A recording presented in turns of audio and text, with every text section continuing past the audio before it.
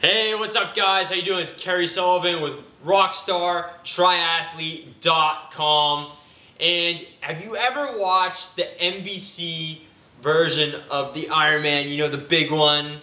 They've got Kona. It's dramatic. There's people puking all over the place. And they've got that guy with the voice and everything. And they've got all kinds of stories. And it's really inspirational. Have you ever really wanted to do that race, but thought, I can't do it because I'm gonna have to give up my job, get a divorce, sell all my belongings, whatever it may be? Well, me and Ben Greenfield from the Rockstar Triathlete Academy are here to tell you that it is not impossible to do an Ironman and still have a 9-to-5 job or whatever it is. You need to be smart and you need to train in a different way, but you can definitely do it.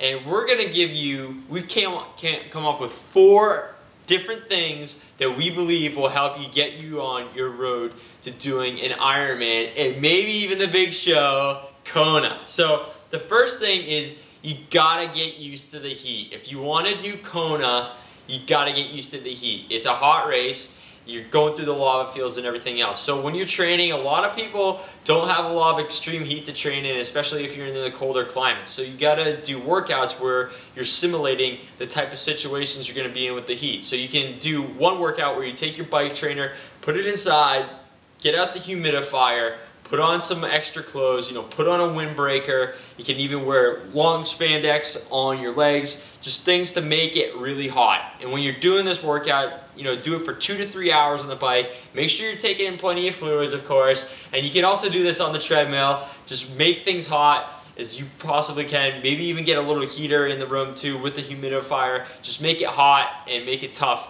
to simulate those conditions.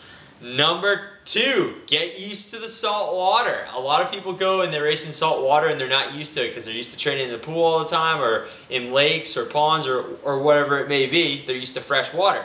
So one thing you can do is actually take salt water and gargle with it.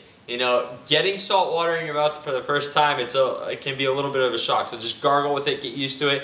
Splash it in your face too. Get some in your eyes. It's gonna sting a little bit, but you know what? Come race day, it's not gonna feel so foreign and you're gonna know how to deal with it. Number 3, you gotta be mentally tough to do an Ironman. You gotta be nails, right? So you're gonna be out there racing for at least 8 hours during these races by yourself. So here's one way you can train for that. Get a backpack, put some food in it, put some fluids in it, go for a long hike. Go on some trails, go in the mountains, whatever it is, and go out there for a good 8 to 10 hours just by yourself. No iPod, all right? No iPod. You're not gonna have music when you're racing, so no iPod on this long trek. No jock jams or anything to pump you up. Just go out there and build that mental toughness, and you can learn a lot about yourself that way as well. Lastly, you're gonna have to have your family and friends understand what you're gonna be doing, right? You're gonna have to be training at least 10 hours a week, at least 10 hours a week to get it done. And that's gonna mean taking away 10 hours from somewhere else in your life, some other area where you have free time, most likely, and that's probably gonna be your social life. So that might take a hit, and you gotta explain to people that you're gonna be training more, a lot more, to get to your goal of being an Ironman. So those are the tips for you. So when you're watching the Ironman on TV with all the drama and everything else, those are some tips that you can think and use to get yourself there. Rock on and have a great day. Bye-bye.